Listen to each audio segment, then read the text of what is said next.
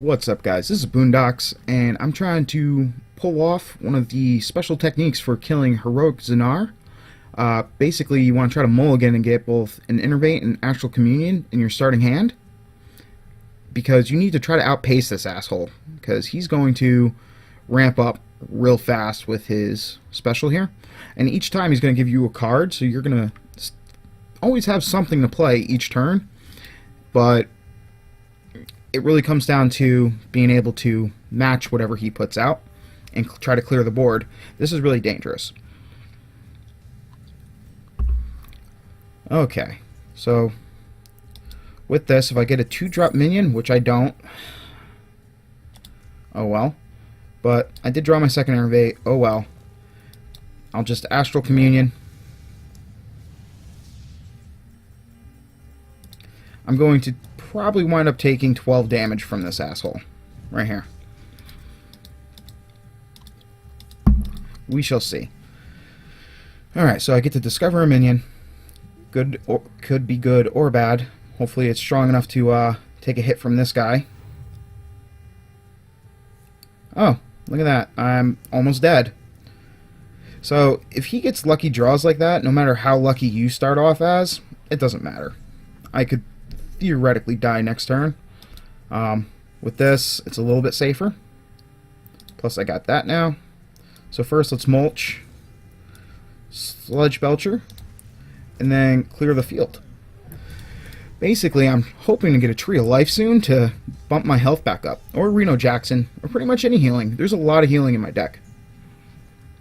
Alright, that's a spell that could work out for me, hopefully. It's interesting that he went that route. Oh, he's just going to clear off my minion.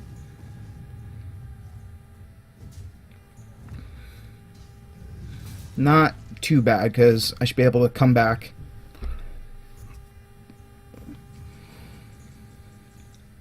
That's not what I was looking for, sadly. Alright, so +2/+2 in taunt. Shuffle an enemy minion into your opponent's deck, or Starfall. Let's do Starfall just in case. And in the meantime, play that. Take 4 more damage, which is really bad, but hopefully I'll be able to live through it. I'm down to 11. There are possibilities for him to do that much damage from hand, such as Roaring Torch. And okay, use it against my taunt minion. That's pretty good. And I'll now be able to clear this guy, which is excellent.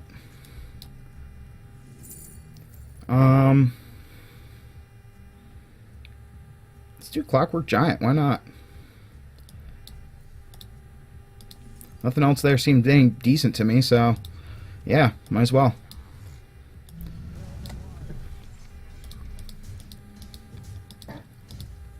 You need to try to clear out those like big sentinel dudes before the enemy gets a chance to come at you, because otherwise you're screwed.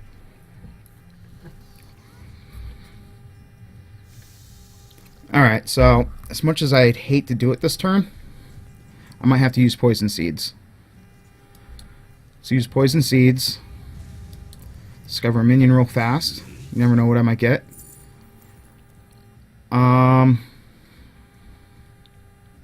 Mech Warper for 2. Yeah, let's do that. Because now this will cost 4 and I'll be able to play both.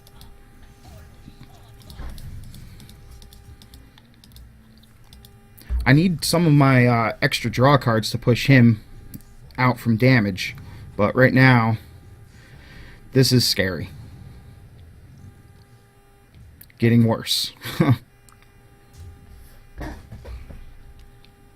need some healing, I need some extra removal, I need a lot right now. Alright, let's, starters go right here. Starfall. Awesome. Now I can, what's this guy give me? First and foremost. Okay, well with Poison Seeds, I can actually clear the board, not this turn, but next, worst case scenario. So, first, let's kill some enemies, I guess. Let's kill this guy. Kill that guy. Then, you know what? I should have used Starfall and then run these guys in. No, that wouldn't have been able to clear. I would have had to take 7 to the face. Alright.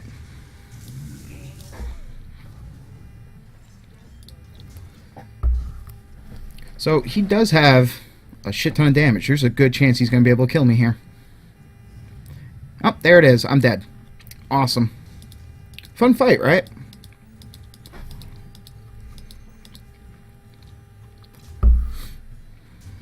Oh,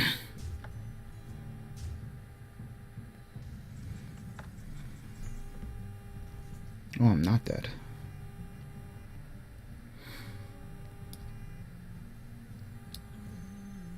So, I guess first let's see what this is. 4 mana card, Astral Communion. Let's see here. If I Starfall, everything but these guys will die. How many cards does he have left? 10? There's a good chance he has the damage from hand to kill me. Otherwise, I would take 8 from the being 15. So that would put me down to 7. Or sorry. That would put me at 5. It's 5 more health for a little bit less. If I... Let's do Soul the Forest. And then we'll Starfall for 2 damage to all creatures.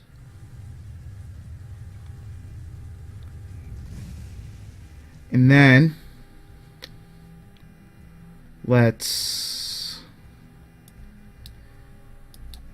Death Rattle these guys and run them in here.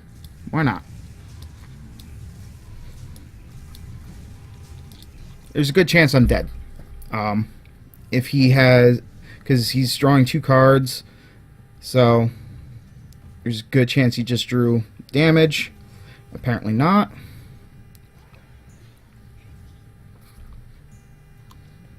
Okay, that's really nice for me. Holy crap. So let's discover a minion, because you never know what I might get. Flame Juggler, I guess. Why not? I need to Alexstrasza myself. And then pop these guys.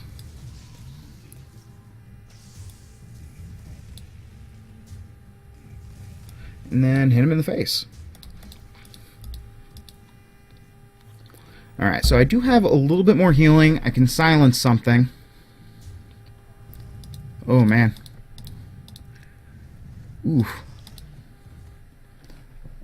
Okay. Let's see what we get. Alright, first discover the minion.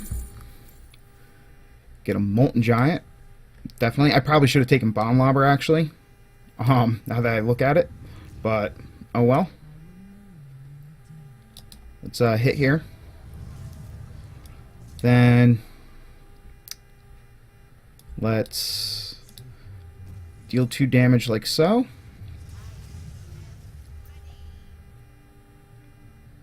Then hit, followed by a heal, and then run these guys in. Real glad I picked up Clockwork Giant. Yeah.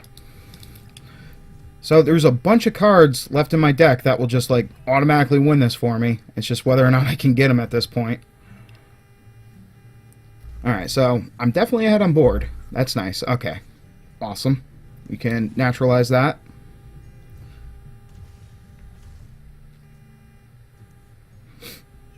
Which obviously will lower the cost of my Clockwork Giant.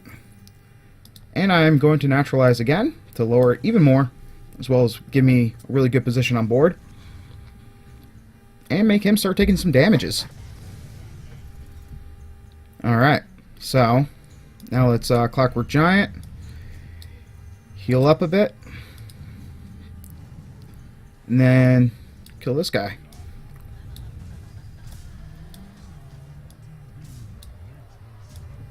Alright. I haven't even drawn any of my healing yet. And honestly, at this point, if I were to draw it, I would probably still use it because I'm not too afraid of anything that he has left other than this shit. Right there, that's scary. I mean, the fact that it just got put back like so makes it a little less scary, of course, but, you know. Alrighty. So, discover a minion. Might as well go with this guy. And then we'll taunt up. Run him in here. And then let's see if this hits his face or not. Oh, wait, I win. What am I doing? Right like so. Pfft, I'm stupid. And that's how you beat Heroic Zinaar. As you can see, as long as you get a deck of removal with the healing up and go for the Astral Communion. I'll go show off the deck real quick, actually. So, here we go. So, I put in 2 Innervates just to increase the likelihood of grabbing one. There's no reason to have 2 Astral Communions because that's the main card you're looking to have in your mulligan. And then try to get Innervate by turn 2 to do what I did. If you do with 2 Astral Communions, then you're actually hurting yourself a little bit because if you draw an Astral Communion later in the game, it's almost a dead card. The only way it's not a dead card is if you can play everything from your hand, still have 4 mana left, and then play it. But even then, it doesn't give you back 10 extra mana crystals. It only does that if it's the only card you just played. So, I do take the 2 Innervates, and that's the only thing I have 2 of in this deck in order to synergize with Reno Jackson, who has saved me before when I did this the first time by myself. So, 2 Innervates, a Living Root just to possibly destroy one of the, like, those little fucking... Wow, why can't I can't think of the name of the minion or its ability.